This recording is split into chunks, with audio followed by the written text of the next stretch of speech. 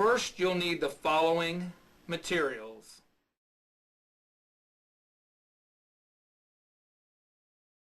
Second, you'll need the following tools.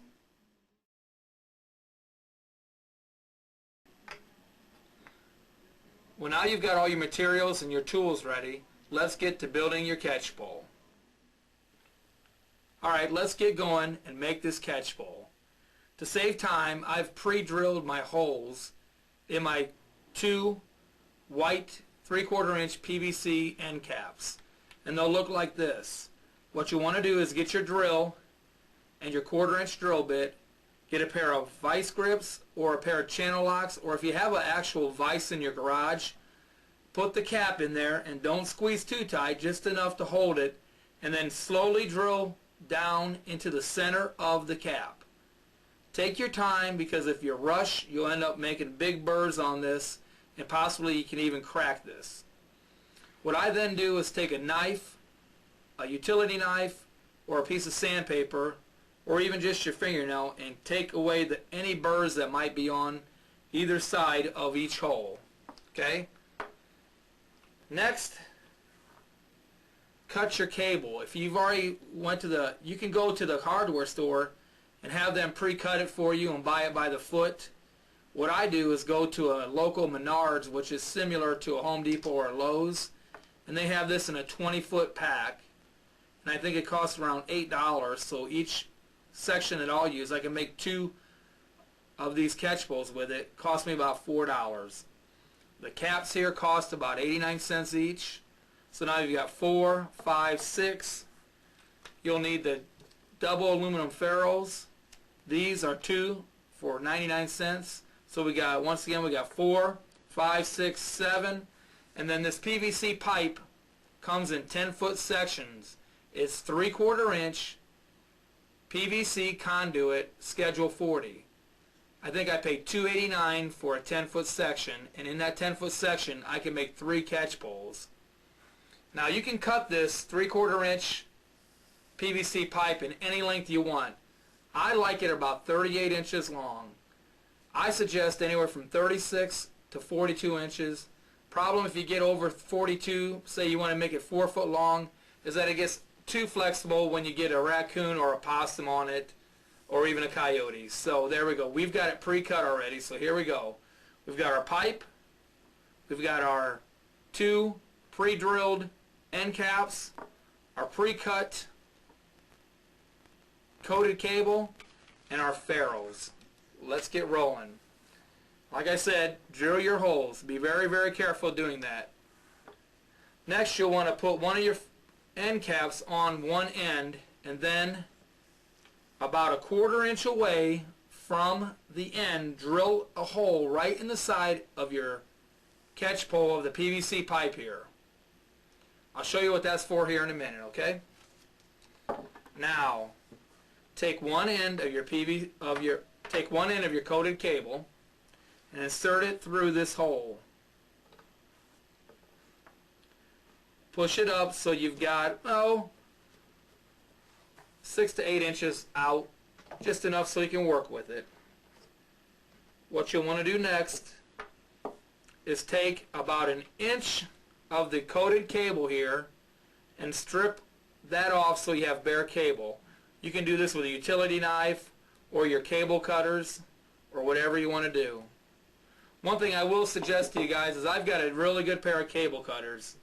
As you get going and trapping and making your own catch poles and your own cable stakes and your own snares, these will pay for themselves. The cheaper models end up getting dull and weak, and they end up fraying your cable.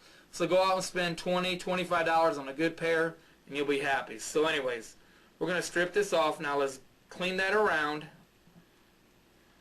Now make sure, and we'll just pull it off.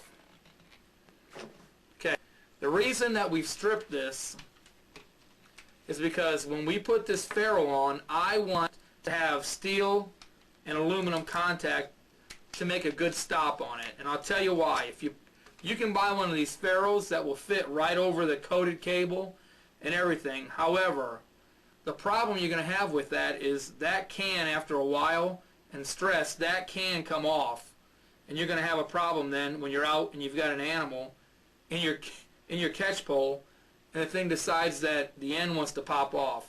Okay, you can use pliers on this. They make special pliers to crimp them. I told you I'm a tightwad. I don't have them. I just use a hammer.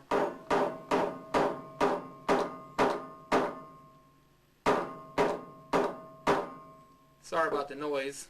Anyways, just make sure you get that good and flat all the way around, guys. Now, what I like to do is go ahead and take this and bend it slightly so it makes kind of an L on it, okay? Now feed this back through the end of your wire, of your pole, back out to where it's straight up against, inside there, up against the inside wall of your piping. Now, once you've got that properly secured in your hole, take one of your end caps that you've pre-drilled, thread the cable through, and then start threading this down and out the other end of your PVC pipe, which will eventually be your catch pole.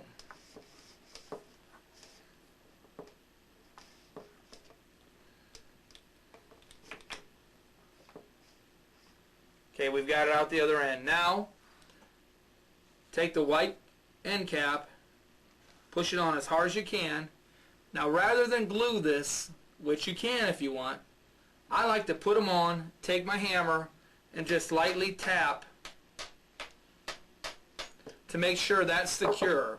Don't tap too hard, you don't want to break it.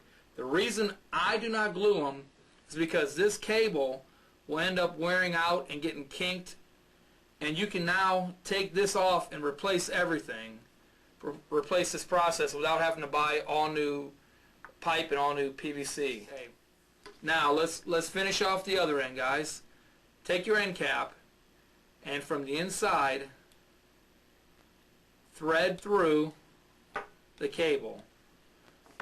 Get it down to the end.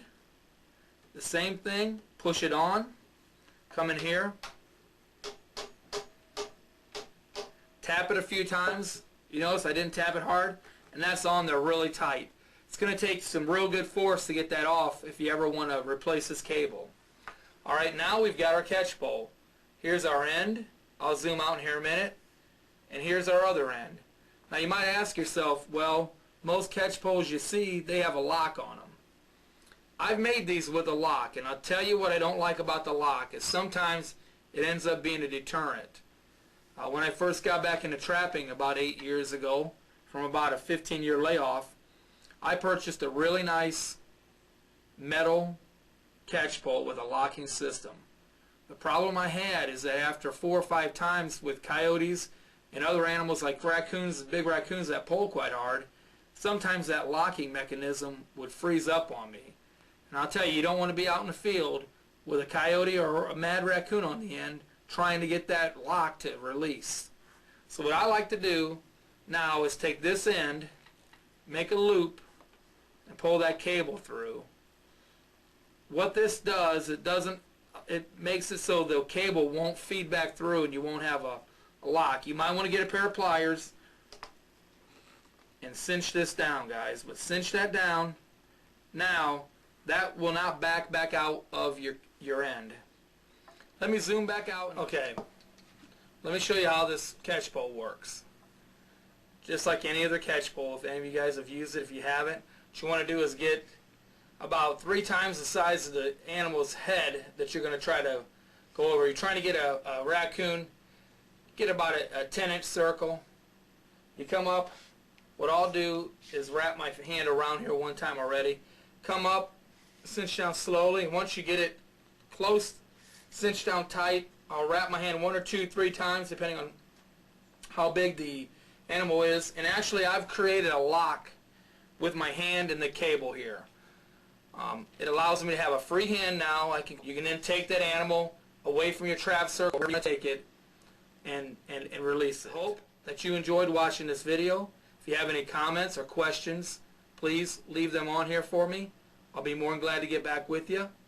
I hope this helped you in your trapping endeavors. Remember, as you trap, to trap ethically and trap responsibly, and make a good image for trapping. Well, take care, be safe, and most of all, have fun.